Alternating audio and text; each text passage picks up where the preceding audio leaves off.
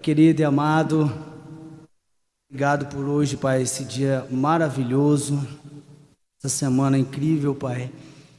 Um privilégio, Pai, é um prazer, Pai, estar na Sua presença para poder aprender mais de Ti, Te adorar, Pai, Te exaltar, Senhor. Te amamos, somos gratos a Ti, Pai. Temos que é o suficiente, Pai, que o Senhor tem cuidado de nós, o Senhor é farto em nossas vidas, Deus. Agradecemos, Pai, pedimos para o Senhor abençoar a nossa nação, Pai. Mundo, Senhor, a nossa casa. Se nós estivermos, Pai, nós vamos Te adorar e Te exaltar, Senhor. Nosso trabalho, nossa família. Senhor, Pai, é digno, Pai. Louvor, Pai, toda honra. Nós queremos entregar esse momento a Ti, Deus, de adoração. Receba a nossa adoração, Pai. Amor, Senhor, em nome de Jesus, Pai, nós Te amamos. Amém.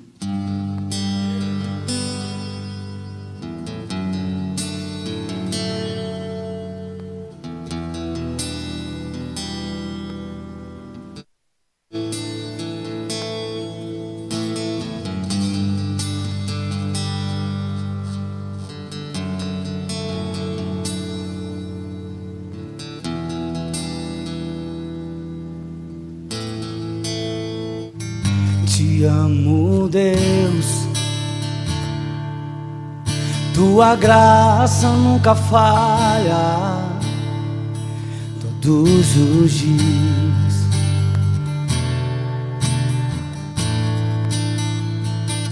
Desde quando me levanto até eu me deitar, cantarei a bondade de Deus. És fiel em todo tempo, em todo tempo Tu és tão bom. Todo fôlego que tem eu cantarei da bondade de Deus. Tua doce voz que me guia em meu fogo, na escuridão, Tua presença me conforta. Sei que és, que amigo é. Vivo na bondade de Deus, fiel, és fiel em todo tempo,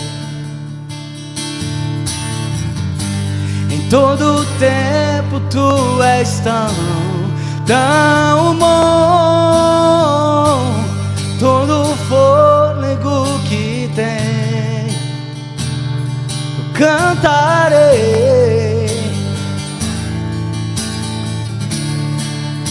És fiel,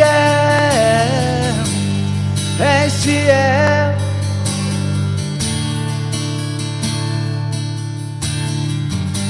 Em todo tempo Tu és tão bom. Todo fôlego que tem eu cantarei a bondade de Deus. Tua bondade me seguirá,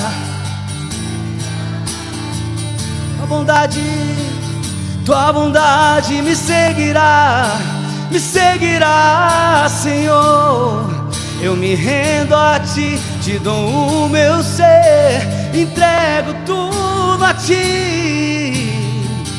Tua bondade me seguirá, Tua bondade me seguirá. Eu me rendo a Ti, Te dou o meu ser. Tua bondade me seguirá, Senhor. és fiel em todo o tempo. Em todo o tempo tu és tão bom. Em todo o fôlego que tem, eu cantarei da bondade de Deus. Eu cantarei da bondade de Deus. Eu cantarei da bondade de Deus.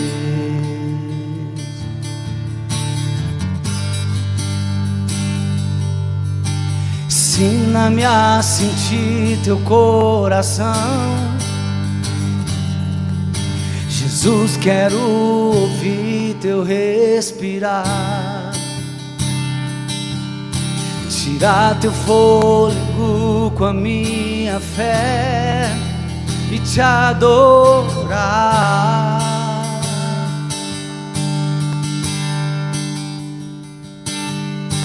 Jesus, tu és o pão que me alimenta, o verbo vivo que desceu do céu. Vem aquecer meu frio coração com teu amor. Abraça-me, abraça-me, cura-me, cura-me, unge-me, unge-me, toca-me, toca-me. Ensina-me a sentir teu coração, Jesus.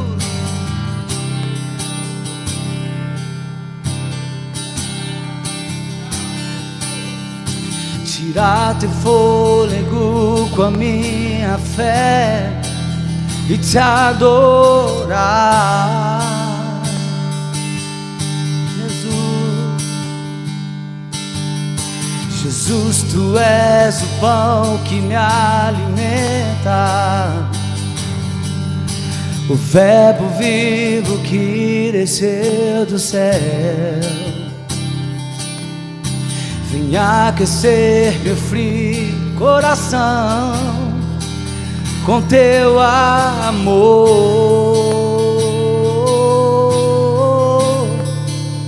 Abraça-me, abraça-me,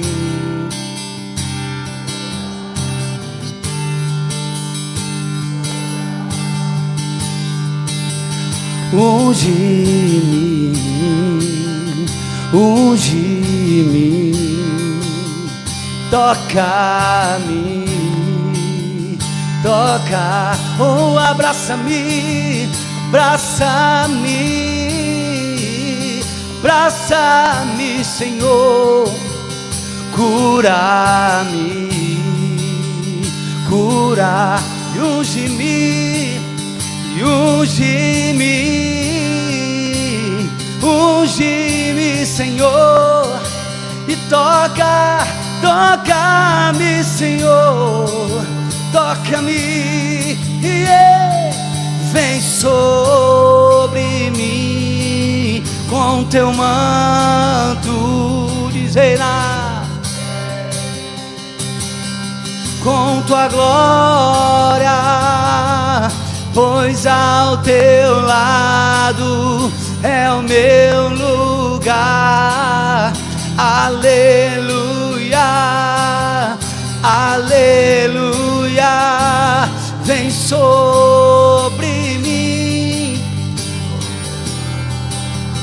reina, reina em mim com tua glória, pois ao teu lado, aleluia, aleluia.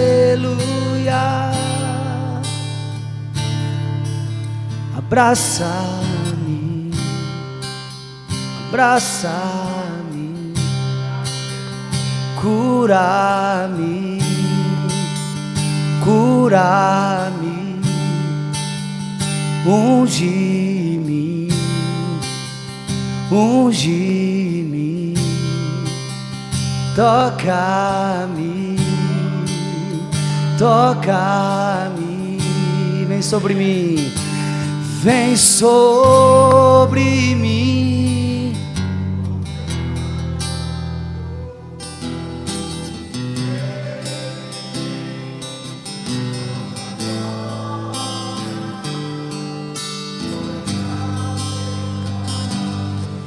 É o meu lugar, aleluia, aleluia. Ensina-me a sentir teu coração.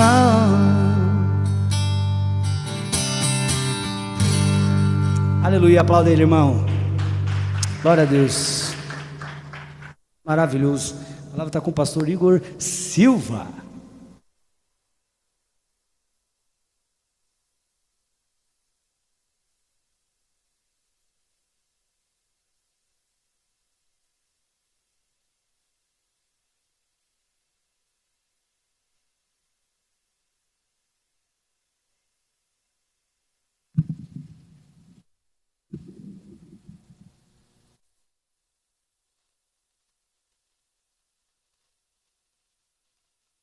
Meu irmão,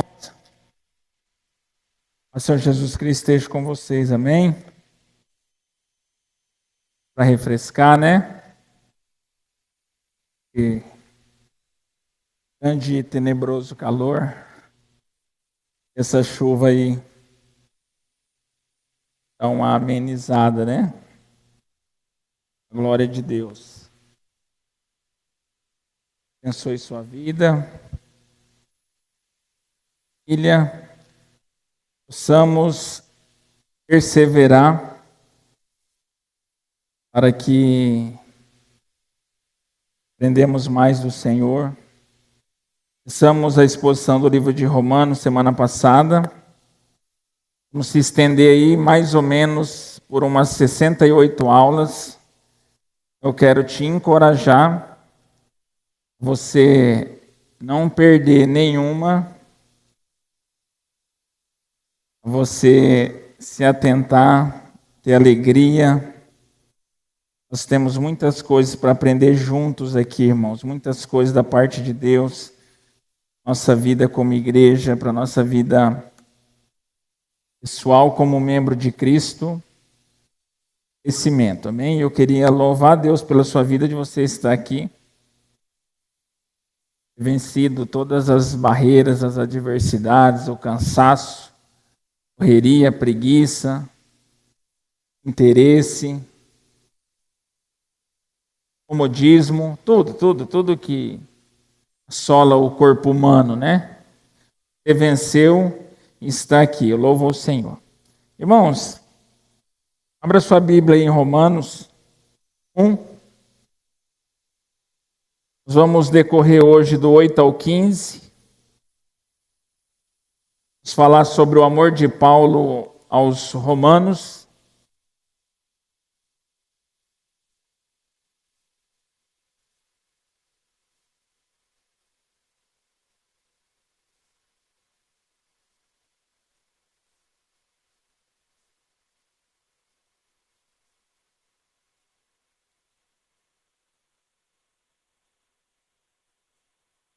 Meu Deus. Abriram aí? A palavra do Senhor diz assim: primeiramente dou graças a Deus por Jesus Cristo acerca de vós todos, porque em todo o mundo é anunciada a vossa fé. Porque Deus, a quem sirvo em meu espírito no evangelho de seu Filho, me é testemunha de como incessantemente faço menções de vós, pedindo sempre em minhas orações que, em algum tempo, pela vontade de Deus, se me ofereça boa ocasião de queria ir convosco. E desejo ver-vos para vos comunicar algum dom espiritual, a fim de que sejais confortados. Isto é para que juntamente convosco eu seja consolado pela fé mútua, assim vossa como a minha. Não quero, porém, irmãos, que ignoreis que muitas vezes propus ir ter convosco, mas até agora tem sido impedido, para também ter entre vós algum fruto, como também entre vós demais gentios. Eu sou devedor tanto a gregos como a bárbaros, tanto a sábios como a ignorantes. E assim quanto está em mim, estou pronto para também vos anunciar o evangelho a vós que estáis em Roma. Até, irmãos, até no 15, né? É isso aí, do 8 ao 15. Irmãos, semana passada nós começamos essa exposição pelo um prefácio, a introdução, 1 ao 7, onde Paulo deixou bem claro, enfatizou com toda clareza que ele foi separado e chamado para pregar um evangelho que não era de autoria própria, não era uma carreira solo, não era coisa da sua cabeça, da sua mente, mas o evangelho de Deus, a quem ele tinha sido chamado, separado, a quem ele era servo, escravo, para pregar, para anunciar o evangelho que era de Deus. Foi assim que Paulo começou a parte introdutória dessa carta aos Romanos, e nós também falamos que Paulo não era conhecido pessoalmente desse povo, mas a sua fama já era conhecida daquela igreja. Por quê? Porque tinha uma comunidade muito grande de judeu em Roma, irmãos. E Paulo, ele tinha como inimigo do povo judeu, como um traidor, como um apostata da religião judaica, aquele qual era fariseu e um dia foi encontrado por Jesus a caminho de Damasco, recebeu a graça de Deus, uma graça redentora, qual tirou toda a sua cegueira religiosa, e a partir daquele momento ele começou a ser um pregador, um enviado, um apóstolo do Senhor Jesus Cristo. Então, para a comunidade judaica, ele era um inimigo. Era como alguém tinha se apostatado daquela fé, uma fé da religião judaica. Paulo tinha um anseio em estar com eles. O interesse de Paulo era ir à Espanha, mas Paulo queria aproveitar e passar um momento produtivo com eles, né? Porque Paulo já escutava ouvir falar deles, e eles também já ouviam falar de Paulo, e Paulo se apresentou como enviado de Deus, aquele que anunciava o evangelho de Deus, um evangelho qual os profetas já tinham anunciado, na pessoa redentora de Jesus Cristo. E assim nós passamos por essa introdução, esse prefácio, essa saudação. Hoje nós entramos no 8 aqui, colocamos o título de O Amor de Paulo aos Romanos. Por quê?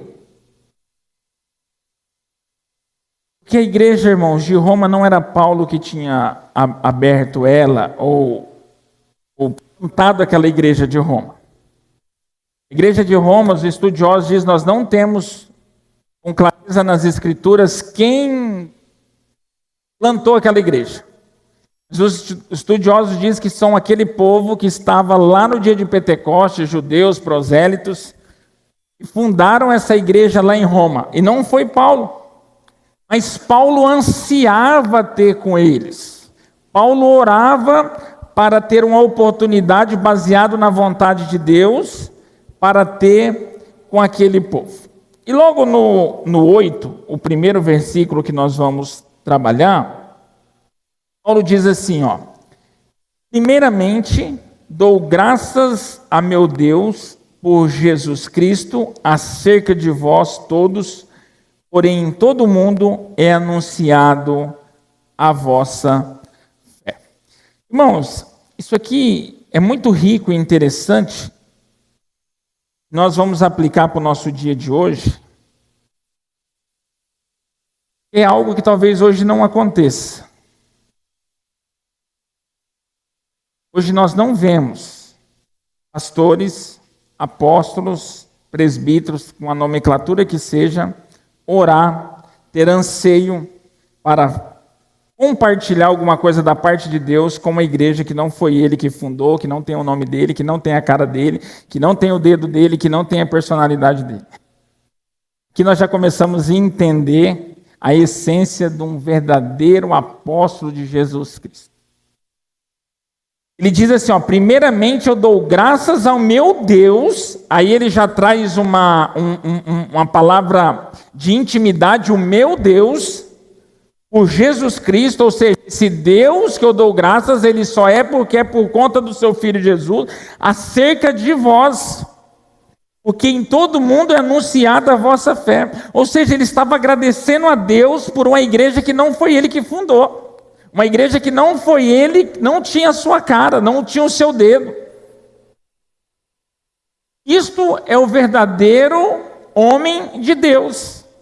Está preocupado com o evangelho de Deus, com a igreja universal, não com um aspecto denominacional, com uma denominação, com uma instituição.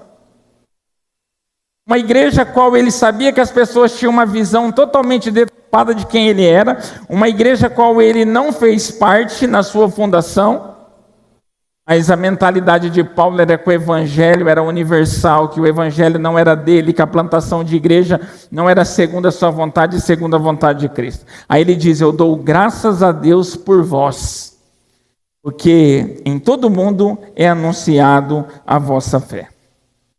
Paulo só tinha um interesse, irmãos, que é totalmente contrário do que nós vivemos hoje. Que o evangelho redentor de Jesus Cristo fosse anunciado e alcançasse todos os povos. Paulo passou por média de 15 anos evangelizando a bacia do Mediterrâneo, por toda a beirada daquele Mediterrâneo. Paulo passou ali evangelizando. Ele plantava uma igreja e depois estruturava a igreja. E ficou mais ou menos uns 15 anos ali, e quando ele viu que toda aquela região do Mediterrâneo ele já tinha feito o que ele precisava fazer, ele saiu coletando a oferta na Macedônia, na Acaia, para o povo pobre de Jerusalém, e o projeto de Paulo era o seguinte, eu vou para Jerusalém levar a oferta para a igreja, e de Jerusalém eu passo em Roma, fico um tempo produtivo com esses irmãos e depois eles me enviam para a Espanha.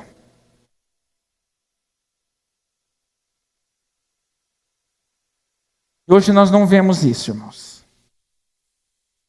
Hoje as pessoas fazem do corpo de Cristo, da mensagem redentora de Cristo, uma concorrência. Hoje mais se defende a denominação do que o evangelho. Hoje, se não tiver a placa da igreja, o nome ou uma característica da igreja, você não tem ajuda da igreja, você não disponibiliza recurso, você não tem interesse. Para mandar uma ajuda para a África, precisa colocar o nome da igreja lá na igreja da África, porque daí tira foto, filma e põe nas redes sociais. Irmãos, aquela igreja que Jesus fundou, um dia ele disse para os seus discípulos, sobre essa pedra eu edificarei a minha igreja, e as portas do inferno não prevalecerão contra ela. Essa é a Igreja Católica Universal. É uma igreja universal em todo o mundo. A palavra católica, irmão, significa que é para todo mundo. Infelizmente, o catolicismo romano tomou essa palavra católico para inserir dentro da sua doutrina pessoal, uma visão neopapista, ou seja, ficou a Igreja Católica Romana, mas a palavra católica ela significa por todo o mundo, uma universalidade. A igreja que Jesus instituiu é isso, é uma igreja universal, a Igreja Católica de todos os santos. Não é uma igreja que ela é definida por uma placa de denominação, por um CNPJ, por uma instituição. O mesmo Jesus que nos alcançou o povo lá do outro lado do Mediterrâneo. Alcançou todos os povos em Samaria, na Judeia, até os confins da terra. É o mesmo Deus, é o mesmo Jesus. Qual é o cabeça? A igreja. A igreja de Jesus só existe uma. A noiva de Jesus, não existe várias noivas. É isso que o líder da igreja ele precisa entender. Que a igreja de Jesus é uma igreja macro. Nós somos fragmentos micros do corpo de Cristo espalhado por todo lugar. Mas nós, deixa eu falar algo para você, irmãos. A comunidade evangélica Oásis não representa a totalidade da igreja de Jesus. A igreja batista não representa, a presbiteriana não representa, e as demais denominações, seja histórica ou não representa a totalidade da noiva de Jesus. A noiva de Jesus, a totalidade é representada pelo Evangelho de Deus pregado a toda criatura que crê. Nós temos o nosso nome, nós temos o nosso endereço, nós temos a nossa liturgia, mas a essência da igreja é a essência que Jesus estabeleceu. Ou seja, hoje você planta uma igreja aqui, daqui a pouco o outro pastor está abrindo uma igreja lá na esquina. Você faz um negócio aqui, o outro pastor está fazendo no mesmo dia. Ou você põe um negócio aqui, o outro pastor está colocando lá. Você traz um cantor, o outro pastor está trazendo outro cantor. O que é isso? Isso é coisa de boteco, irmãos. Coisa de lanchonete, não é coisa de igreja. Boteco que faz isso. Coloca um adulto.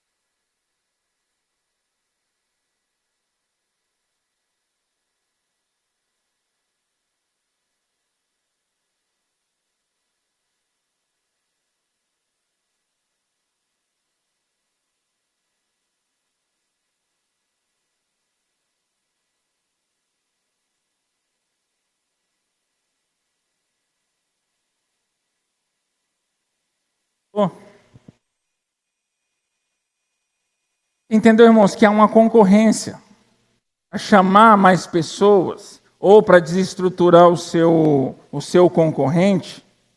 A igreja de Jesus não é isso. A igreja de Jesus não foi estabelecida para isso. Você começa uma igreja e precisa de uma caixa de som, ninguém te dá. Você precisa de uma cadeira, ninguém te dá. Apodrece, estraga e ninguém contribui. Embora tenha algumas igrejas que abrem aí, que é melhor ninguém ajudar mesmo, não, que é melhor que ela já fechasse antes de abrir. Mas nós não estamos entrando nesse mérito, estamos entrando no mérito da individualidade congregacional. Ou seja, desse espírito de concorrência. O pastor vai pregar na outra igreja, ele tenta entregar a sua melhor performance para tentar chamar a atenção dos membros, para o dia que o membro arrumar um entreveiro lá, ele já sabe para onde ele vai. Melhor performance que ele puder, ele vai emplacar. Pode ver que ele gosta, o povo que prega em outra igreja, eles gostam de entregar uma palavra que deixa as pessoas em êxtase. Por quê? Porque depois já sabe para onde as pessoas... Você entregar um evangelho, a hora que a pessoa que resolve sair, ela não fala, eu vou lá para aquela igreja. Duvida, ela corre.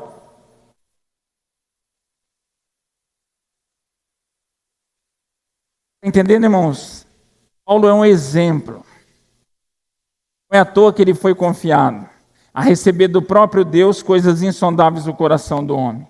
Porque esse é um verdadeiro homem de Deus, que está preocupado com a universalidade da igreja, com o evangelho de Deus ser entregado, que o evangelho não é dele, que ele não tinha... Irmãos, Paulo, a palavra diz, quando ele foi fazer tenda, A profissão dele era de fazer tenda. Ele foi fazer tenda para não ser peso para a igreja, para não correr o risco do povo falar que Paulo estava aproveitando da igreja. Um homem de Deus. Esse é um homem que entende que nós fomos chamados e separados com a autoridade que é de Deus e não é nossa, para entregar o que é de Deus e não o que é nosso. E Paulo diz assim: primeiramente, dou graças ao meu Deus por Jesus Cristo acerca de vós todos, porque em todo mundo é anunciado a vossa fé. E no 9 ele diz assim: porque Deus, a quem sirvo, em meu espírito, no evangelho de seu Filho, me é testemunha de como incessantemente faço menção de vós. Irmãos, um pastor que não fundou uma igreja, um pastor que não tinha sua cara lá na igreja, ele até orar pela pessoa, pela outra igreja, até é aceitável, mas falar que ele ora incessantemente já é demais, né? Então, abençoa a igreja do outro pastor, abençoa que a igreja do outro pastor está indo tudo bem, abençoa que lá as pessoas estão encontrando Jesus. Aí já é demais, irmãos.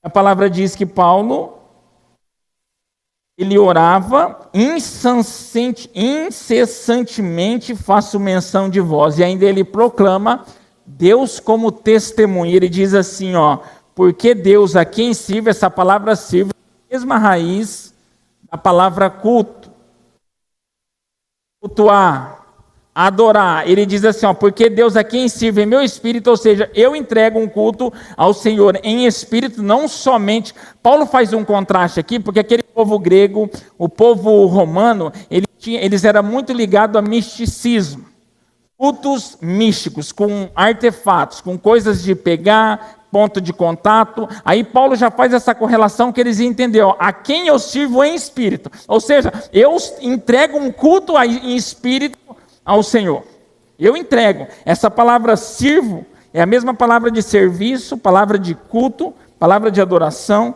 de entrega, em meu espírito.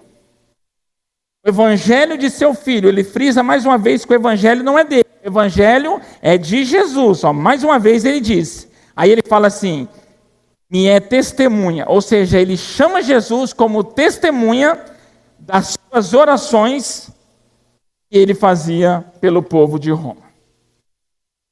Por que ele diz assim, ele proclamava Jesus como testemunha? Porque o povo poderia dizer o seguinte, como que nós vamos acreditar que você ora por nós, que você intercede dessa forma por nós com o interesse de nos ver? Então ele fala assim, já que vai correr o risco de vocês interpretar errado, então eu trago a presença de Deus como testemunha do que eu tenho feito por vocês. Incessantemente faço menções de vós, de uma igreja que ele não tinha fundado, de um povo que ele não conhecia pessoalmente.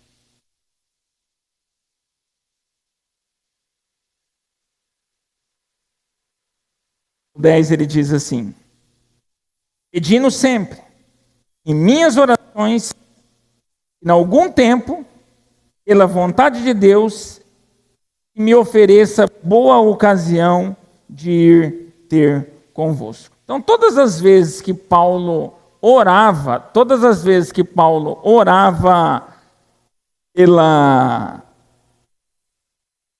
igreja de Roma, ele colocava diante de Deus a vontade que ele tinha de estar lá com eles.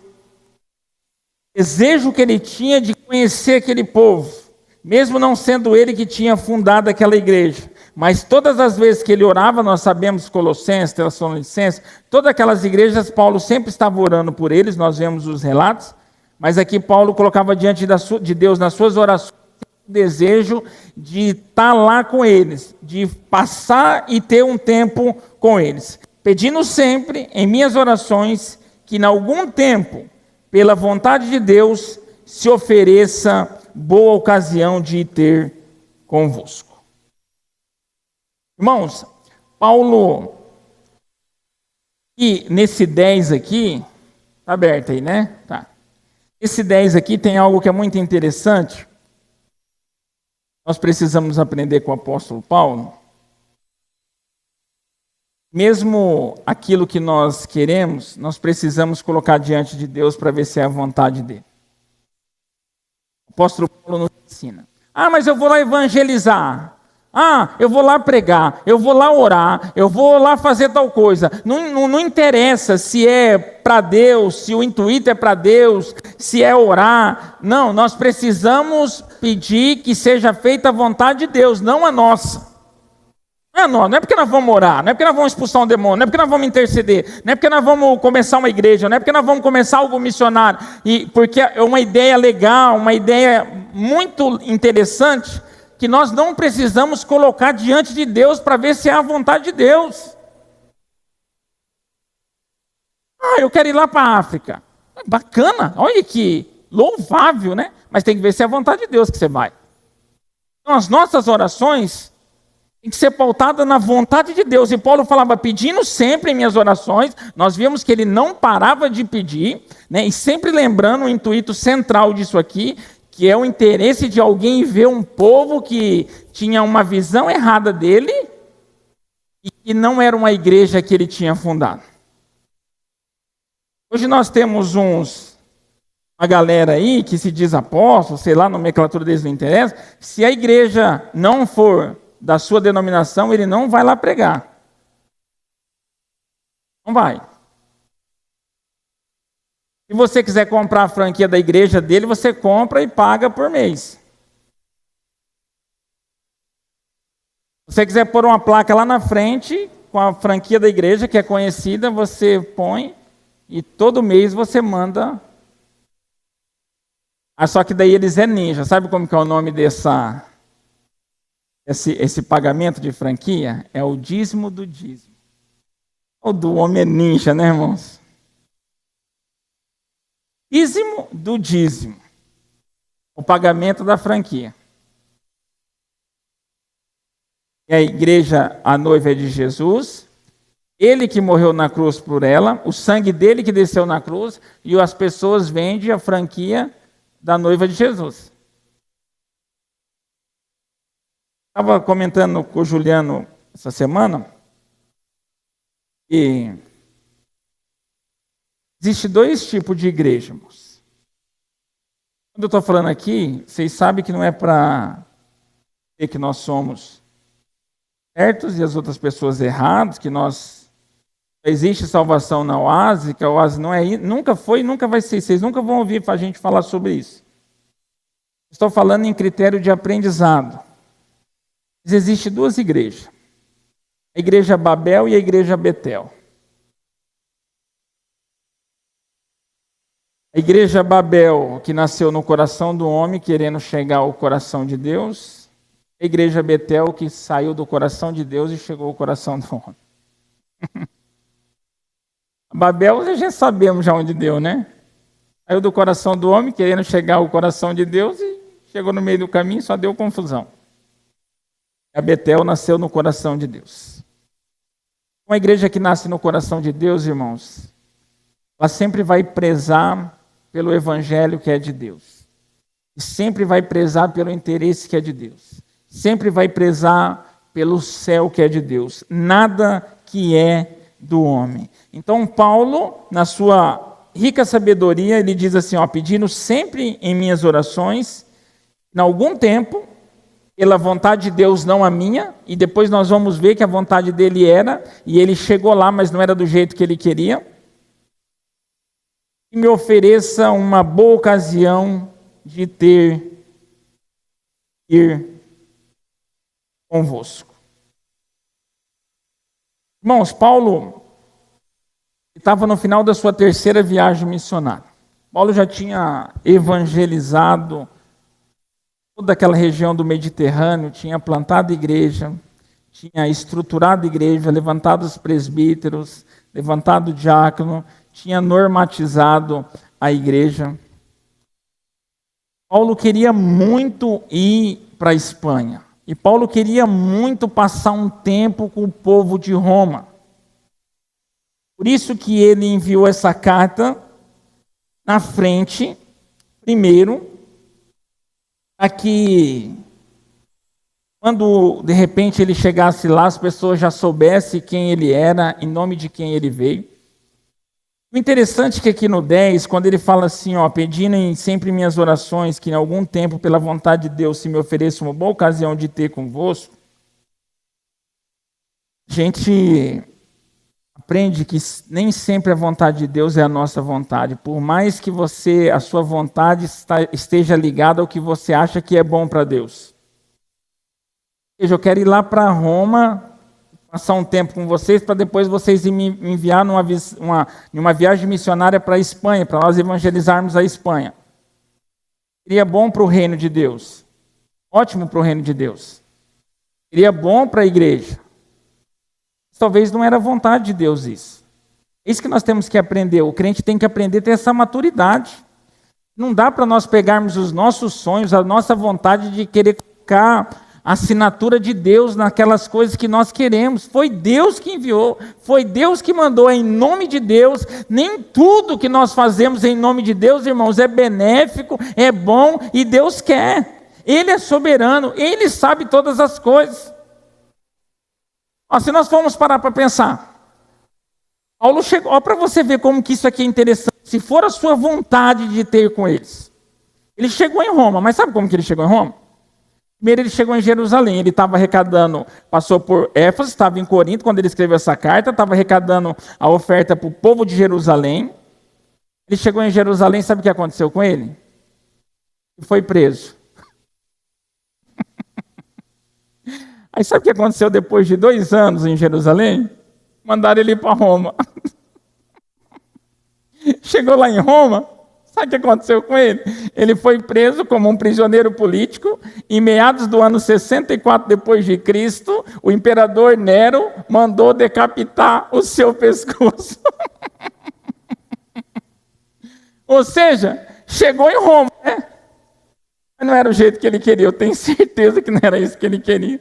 Ele não queria ir para Jerusalém, ser preso em Jerusalém, e depois de Jerusalém ir para Roma e morrer decapitado em Roma. Não era esse o propósito de Paulo. Qual que era o propósito de Paulo? Eu quero ir aí ter convosco um tempo. Ficar vocês me edificar mutuamente na fé. Mas ele disse no 10, pela vontade de Deus. E sabe qual que era a vontade de Deus? A vontade de Deus é que ele fosse para Jerusalém, entregasse a oferta para a igreja pobre de Jerusalém, fosse preso, fosse levado para Roma, ficasse preso por 2 anos como um preso político, e depois Nero levar ele ao centro da cidade e cortar o seu pescoço. E ele morreu para a glória de Deus. Isso nos ensina que os nossos projetos, por mais que nós queremos fazer em nome de Deus, nunca é a vontade de Deus. Às vezes você quer ir lá para a África fazer uma missão e Deus quer te mandar lá para os Estados Unidos para cortar o seu pescoço. A glória de Deus. Ele chegou, irmãos. Ele não chegou na Espanha. Nós não temos relatos que ele chegou à Espanha. Mas a Roma, onde ele queria, chegou. Mas não do jeito que ele queria. Preso. Nós vemos uma vez Paulo falar que a sua prisão, as suas algemas, fez com que o evangelho estivesse sendo alcançado pela guarda pretorial do palácio do Império Romano. E ele diz, louvado seja Deus, porque o sofrimento dele estava fazendo com que o evangelho seja conhecido. Aí vamos falar um negócio para você. Apóstolo de Jesus Cristo, um homem que foi levado ao paraíso, ao 3º céu, plantou 70% do Novo Testamento foi ele que escreveu, plantou inúmeras igrejas, estruturou inúmeras igrejas, foi preso, chicoteado, foi jogado para os leões, morreu decapitado, defendia o evangelho. Aí hoje o povo diz que o evangelho só vai te dar alegria. Só sucesso, só alegria, não esquenta a cabeça não. É só alegria, é carro novo, vida boa, casa boa, e roupinha da Gucci, e perfume é bom, e relógio, e só alegria. Este é o evangelho. E Disney, Orlando, este é o evangelho de Jesus, que quer ver os filhos deles desfrutar do melhor. Então Paulo não era filho, os discípulos não eram filho, os pais da igreja não eram filho, os mártires da igreja não eram filho. Deus é ingrato, injusto, impune, porque puniu todos esses homens e está dando uma vida boa para esses novos. Deus, ele errou, ele é impune, ele é injusto. Deus é injusto. Deus é injusto de nos dar uma vida boa e para esses homens não deu. Ele é injusto. Baseado no evangelho que nós escutamos hoje, Deus é injusto. Porque ninguém quer machucar uma unha, irmão. Você não quer inflamar uma unha por causa do evangelho. E depois fala que é crente, fala que encontrou Jesus, fala que é pastor, fala que é presbítero. Então presta atenção, se tem alguém aqui que tem vontade de ser pastor, presta atenção à vontade que você tenha. Porque talvez você acha que ser pastor é ter privilégio. E às vezes a vontade de Deus é que você seja pastor para alguém cortar o seu pescoço. Para alguém virar a cara para você, para alguém falar mal de você, para ninguém te ajudar, para as pessoas te largar. Esse talvez é o propósito de Deus. Esse é o propósito de Deus. E isso vai glorificar a Deus. Este é o evangelho. Este é o evangelho, irmãos. Verdadeiro. Paulo diz, nós vimos aquele dia, ele considera tudo o que ele deixou para trás como adubo, como esterco, por ter conhecido o conhecimento do Filho de Deus, Cristo Jesus. Tudo. Não tem, irmãos. A recompensa do cristão é sofrer por Jesus. Sofrer por Jesus, preste atenção, irmãos.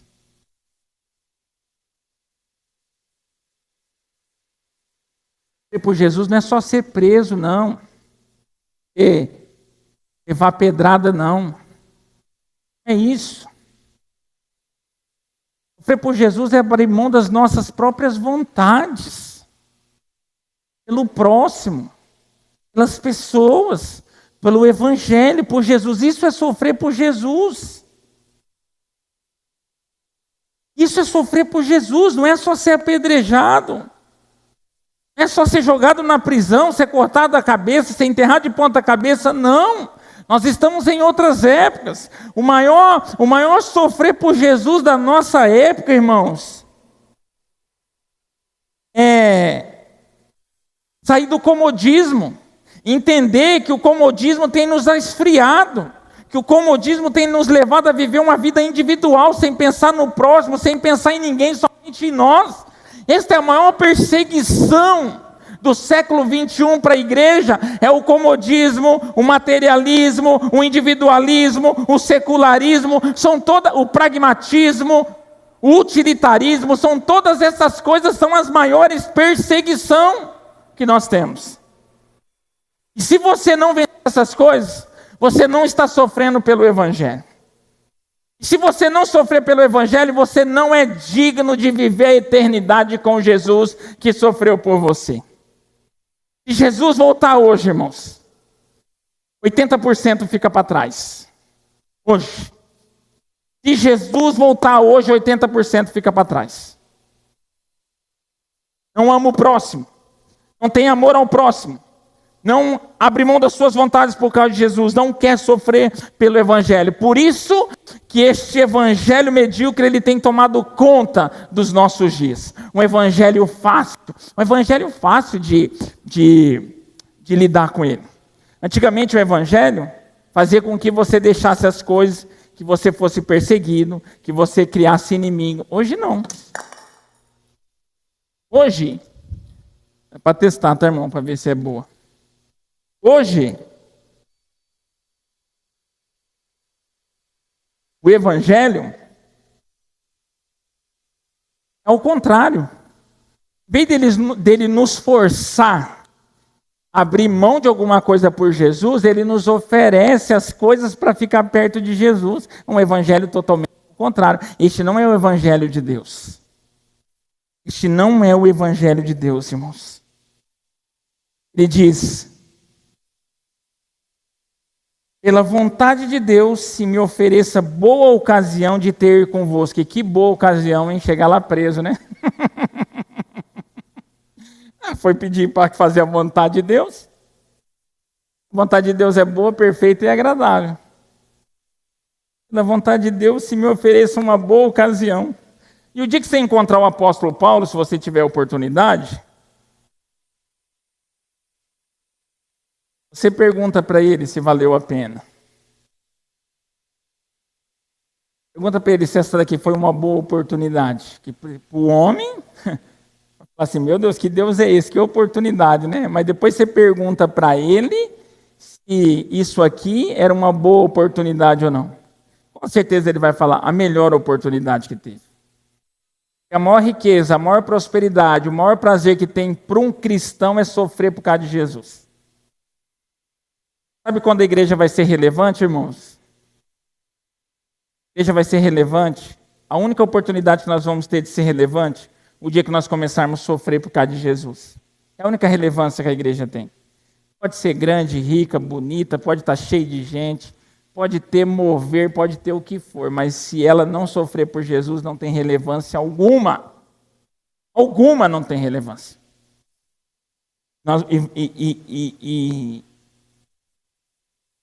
Maranata, vem essa hora, irmãos. Nós sofremos por causa de Jesus. O maior presente que nós vamos ter é sofrer por conta de Jesus. Aí, irmãos, no 11, Paulo diz assim: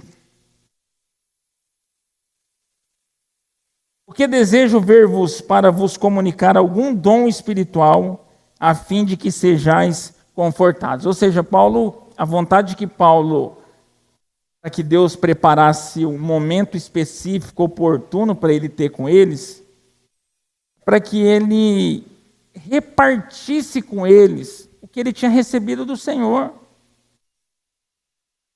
Paulo não queria ir lá extorquir eles. Paulo não queria ir lá saber como que era para falar, agora eu quero ser dono dessa igreja. Paulo tinha interesse de ir lá fortalecer a fé deles mais ainda com aquilo que ele tinha recebido do Senhor. Olha que ele fala, porque desejo ver-vos para vos comunicar algum dom espiritual, a fim de que sejais confortados. Paulo falava assim, ó, não com essas palavras, mas eu imagino assim, ó, eu recebi do Senhor muitas coisas. Eu já vivi muitas coisas e eu quero chegar aí, edificar vocês e ao mesmo tempo ser edificado. Porque Paulo ele era tão escardado, irmãos, com isso aqui, que Paulo, ele pode ver que sempre ele fala na terceira pessoa para não querer criar uma arrogância. E no 12 ele já diz assim, ó, para evitar. Isto é, para não ter uma mensagem diferente. Isto é, para que juntamente convosco, senão o povo vai falar assim, quem ele acha que é? Só ele tem da parte de Deus? Só é o cara que vai vir nos ensinar? Então ele já diz assim, ó, isto é, para que juntamente convosco eu seja consolado pela fé mútua, assim a vossa como a minha. Ou seja, nós juntos como corpo edificamos uns aos outros. É eu que tenho para entregar, não. Vocês também têm. Não é só eu não sou o cara. Não sou o fera que vai chegar aí, vocês vão jogar um tapete vermelho e eu vou entregar as coisas e vocês... Não, eu vou receber de vocês e vocês vão receber ser consolado pela fé mútua, assim vossa como a minha. Ou seja, edificar uns aos outros. Ou seja, eu te consolo e você me consola. Eu te edifico e você me edifica. Aqui é interessante, por esse fenômeno que nós temos hoje dos desigrejados. Eles acham que tem vida com Cristo fora da igreja. E qual é importante nós cultuarmos? Paulo aqui já dá uma demonstração do que é a igreja. Que a igreja é um edificando o outro, numa fé mútua, no mesmo pensamento. Como é importante nós cultuarmos. Como é importante nós estarmos juntos para glorificar a Deus. Porque um edifica o outro. Um acrescenta na vida do outro. E hoje nós vemos esse fenômeno que tem vida fora da igreja. Eles gostam do cabeça, mas não gostam do corpo. né? Eles querem a cabeça, mas não querem o corpo. E no 13 ele diz assim: não quero, porém, irmãos, que ignoreis que muitas vezes propus ir ter convosco, mas até agora tenho sido impedido, para também ter entre vós algum fruto, como também entre os demais gentios. Paulo estava falando que ele estava sendo impedido porque ainda ele tinha trabalho. Ele tinha igreja para plantar ali na bacia do Mediterrâneo, e ele não só plantava, como ele estruturava, nós bem sabemos. Então Paulo diz que ele estava sendo impedido de ter com ele. Não quero, porém, irmãos, que ignoreis que muitas vezes propus ir ter convosco. Ou seja, não estou indo agora porque agora eu já não tenho mais o que fazer. Muitas das outras vezes eu quis ir ter com vocês, mas eu não podia. Olha o amor, irmão, de Paulo pelo um povo que ele não conhecia, que uma igreja que ele não fundou. Quanto ele tinha interesse de ir lá para fortalecer aqueles irmãos na fé, para entregar alguma coisa e para que gerassem fruto. Pode ver que ele fala, para também ter entre vós algum fruto, como também entre os demais gentios. Ou seja, os judeus e os gentios. Paulo queria entregar alguma coisa, agregar na vida dele. E os gentios que ele fala aqui eram os espanhóis que ele queria acrescentar. Ele queria ser enviado pela igreja de Roma para a Espanha. Por isso que ele fala os demais gentios. Não era por falta de vontade, irmãos. Mas Paulo tinha muito serviço. Nós fomos lá em Romanos, agora eu lembrei aqui, Romanos 14, 24. Põe 14, 24 e 25. No final da carta, Paulo fala sobre isso. Quer ver? Abre aí.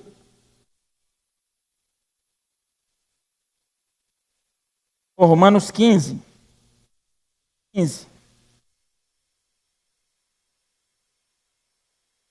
Olha lá o que ele fala. Quando partir para a Espanha, olha lá, o interesse dele era para a Espanha, irei ter convosco, pois espero que de passagem. Ou seja, isso aqui já deixa claro que Paulo não queria ficar lá, abrir igreja lá, ou fazer nada, era só a passagem, ele queria ser enviado. Passagem vos verei, e que para lá seja encaminhado, olha lá, e para lá seja encaminhado por vós, ou seja, a igreja de Roma, o desejo era que a igreja de Roma enviasse ele para essa viagem missionária na Espanha.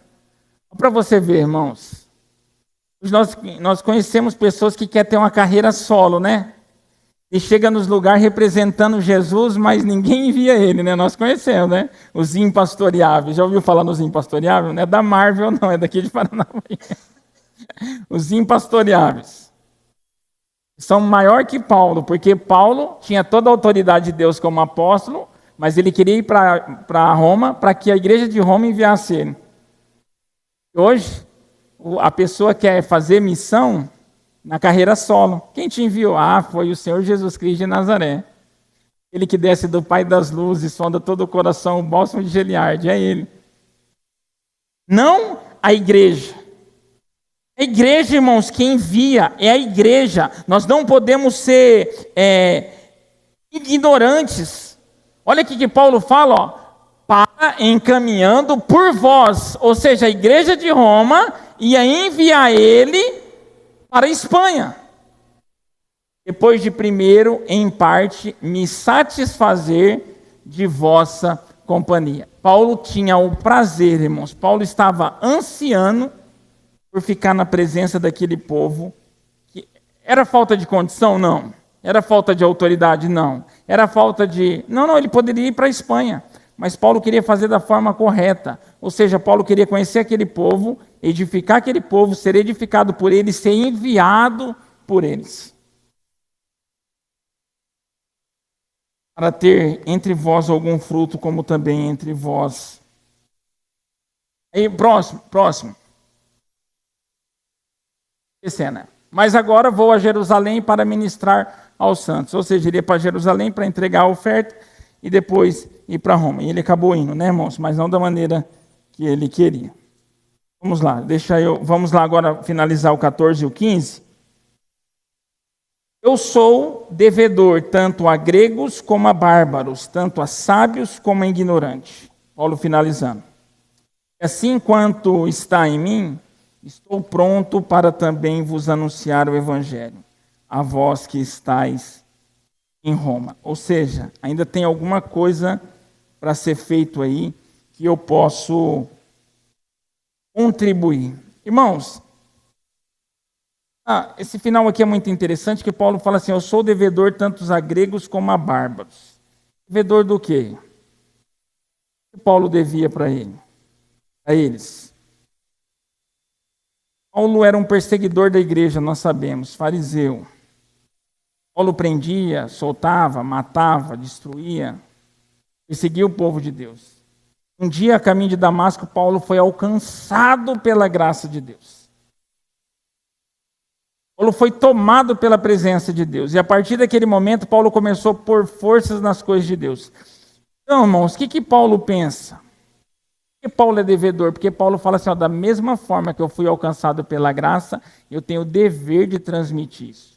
E não só Paulo, todos nós que fomos alcançados pela graça de Deus, nós temos como dever transmitir aquilo que nos alcançou. Não é só para nós. Quando fazemos usufruto individual, temos que ter isso como dívida, irmãos, como dívida. Essa graça redentora que nos tirou das trevas, nos trouxe para a maravilhosa luz, nós temos que ter como dívida em transmitir para as pessoas. Olha que mentalidade, irmãos, que mentalidade de um evangelho verdadeiro. Ele não era só para benefício próprio, o interesse dele era que aquilo fosse alcançado por outras pessoas. Eu sou devedor tanto a grego como a bárbaros, tanto a sábios como a ignorantes. Assim, enquanto está em mim, estou pronto para também vos anunciar o evangelho a vós que estáis em Roma. Você é um cristão, irmãos, e você não tem nenhum sentimento de dívida com ninguém que não foi alcançado pelo evangelho, está faltando alguma coisa. Aquilo que te alcançou tem que ferver o seu coração para que alcance outras pessoas. Por que só é bom para nós? Se nós não temos interesse que seja bom para as outras pessoas, nem preencheu nós, nem para nós está sendo suficiente. Por que Jesus fala de um encher e de um transbordar? De um encher e um de fluir? Nós nos enchemos, mas o fluir é a porção que nós temos que entregar para o próximo. Nós somos alcançados, nós somos cheios, mas o fluir é a parte que cabe a nós entregarmos para as outras pessoas. Nós temos isso como dívida, porque nós fomos alcançados de graça pela misericórdia de Deus. E o crente tem que ter essa mentalidade, irmãos. Senão nós vivemos um evangelho monocrático, um evangelho solo, onde nós preocupamos só com nós e o máximo nosso núcleo familiar, que hoje é pequeno. Nós não fazemos nada para que o evangelho seja respeitado e conhecido. Nós não temos interesse nenhum para que se gere frutos, igual Paulo diz, para que o evangelho de Deus, do próprio Deus, na figura do seu Filho, seja transmitido para as pessoas. Está muito longe, está muito aquém do evangelho verdadeiro.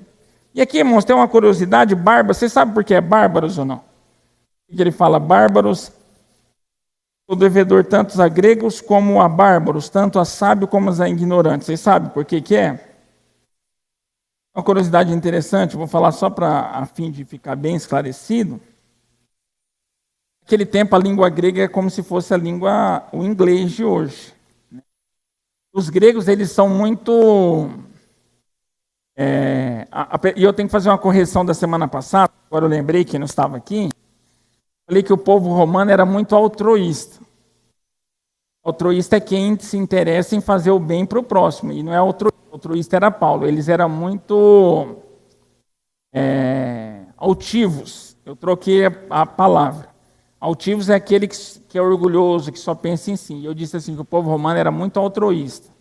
Altruísta é quem se preocupa com os outros, e eles não se preocupavam. Eles eram muito altivos. E o povo grego, irmãos, eles achavam que eles eram última bolacha do pacote. Eles eram um super da filosofia grega, do intelecto grego. Eles achavam que eles eram diferenciados. Sim, é mais ou menos tipo o americano, vamos dizer assim, na questão da língua, né? E por volta de 250 anos antes de Cristo, mandado por Alexandre o Grande, vocês devem saber, caso daquela helenismo ter aumentado naquela época, tipo assim, muitos estrangeiros chegou, eles tinham essa divisão, eles blindavam muito a língua grega. Então, tipo assim, ele era separado, tipo assim, a galera o pessoal mais inteligente, mais culto, eles falavam o grego, os que não falavam eram ignorantes. Os estudiosos dizem que o povo ia falar a língua, e eles só falavam assim, ó, bar, porque os gregos não entendiam o que eles estavam falando, eles falavam bar, por isso que ficou bárbaros. Eram aquelas pessoas que não falavam a língua grega. Por isso que ele fala, tanto a gregos como a bárbaros, sábios como ignorantes. Ou seja, sábios gregos, ignorantes eram aqueles que não falavam a língua grega. Então eles falavam o grego e eles não entendiam, eles só entendiam assim, ó, bar. Aí ficou bárbaros, porque eles tinham essa separação e falava essa língua. Por isso que Paulo fala tanto a gregos como a bárbaros, tanto a sábio como a ignorante. E assim, quanto está em mim, estou pronto também para vos anunciar o evangelho a vós que está em Roma. Irmãos, para nós finalizarmos,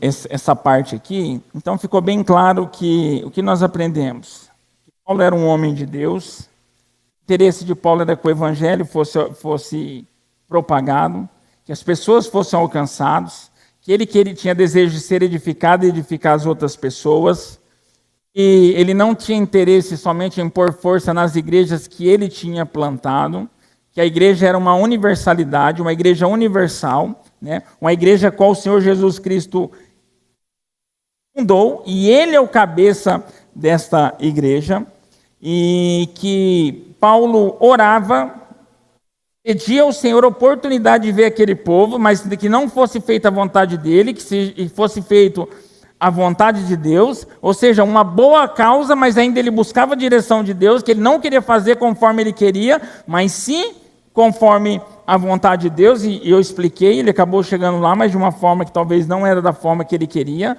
Mas, irmãos, eu tenho certeza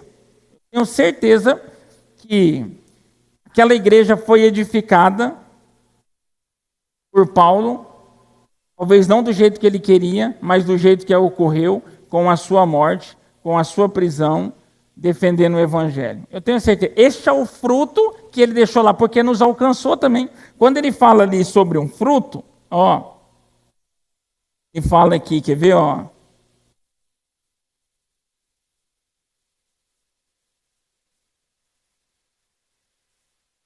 Fala no 13, não quero, porém, irmãos, que ignoreis que muitas vezes propus ter convosco, mas até agora tenho sido impedido, para também ter entre vós algum fruto, como também entre os demais gentios. Eu tenho certeza que ele não sentou com aquela igreja, que ele não passou um tempo e foi enviado para a Espanha, mas a sua morte, irmãos, a sua prisão por defender o evangelho gerou temor, gerou fé, gerou pessoas fortes, engajadas com o evangelho, e este é o fruto de Paulo.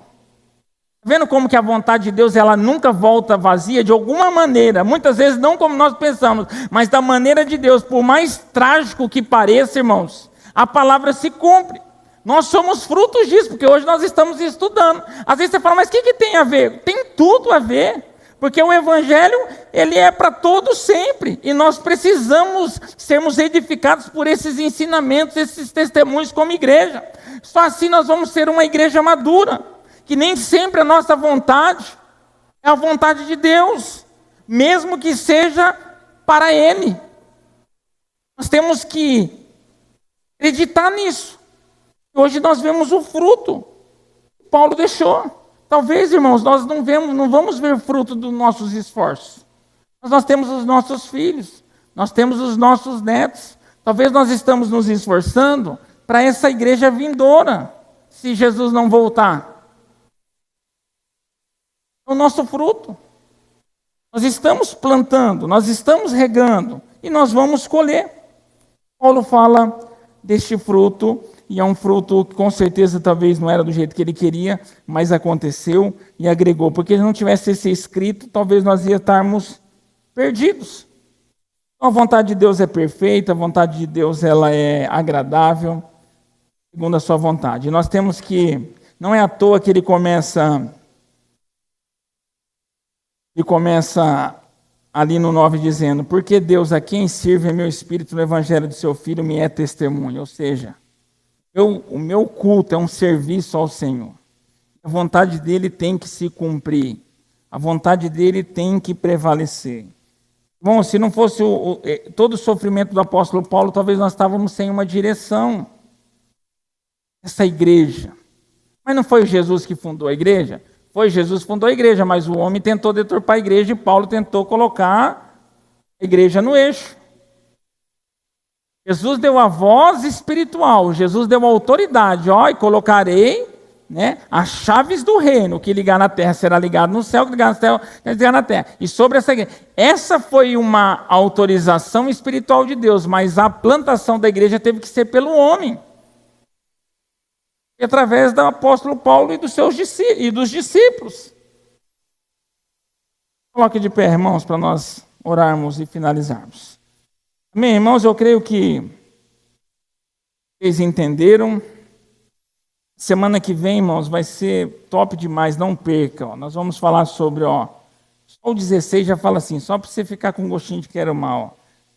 Que não me envergonhe do evangelho de Cristo, pois é o poder de Deus para a salvação de todo aquele que crê. Saudação, e esse prefácio aqui talvez é muito bacana, mas talvez você não... Mas depois nós vamos entrar dentro da idolatria e a depravação dos gentios. O negócio começa a esquentar. Não faltem, irmãos, vai ser top demais, tá? Mas... leve esse aprendizado para o teu coração como igreja, tua vida. Vamos estar prontos para cumprir a vontade de Deus, que talvez não seja a nossa. E sofrimento também gera fruto. Fruto não é só na alegria, não. Sofrimento também gera fruto. Todo sofrimento por Cristo, a melhor coisa que nós podemos passar, irmãos, sofrimento por Cristo. Ele diz, aquele que perseverar comigo, reinará comigo. Vamos orar? Obrigado, Jesus, por mais esse tempo, por mais essa oportunidade que o Senhor nos dá, Pai. Te amamos, nós te adoramos. Possamos permanecer, Pai, firmes no teu caminho, na tua direção. Queremos ser propagadores do Evangelho de Deus, um Evangelho transformador. Do espírito denominacional caia por terra, Pai. Nós acreditamos na universalidade da igreja, um reino, em um governo que é eterno e soberano, Pai. Nós queremos representar essa igreja. Nós não queremos deixar o nome de uma denominação conhecida, mas nós queremos deixar o teu nome conhecido, Pai. Nos ensine, nos capacite, nos edifique uns aos outros. Nos gere temor, Pai, para que possamos fazer sempre conforme a tua vontade. Por mais que pareça que nós estamos indo na contramão. E que de alguma maneira, Pai, se aquilo que nós façamos servir de testemunho para as outras pessoas, para outras igrejas, que assim seja. Se tiver alguma coisa, Pai, que nos sirva de outra denominação, que possamos fazer uso também para que seu nome seja glorificado. Mas o intuito é um só, Pai. Que a sua noiva possa se manter pura e que seu nome seja conhecido e que seu evangelho alcance as pessoas e elas possam ser regeneradas para a tua glória. Nos leve, Pai, debaixo da tua proteção, nos dê um resto de semana abençoado, porque o poder, a glória e a honra para sempre é do Senhor, não é nossa.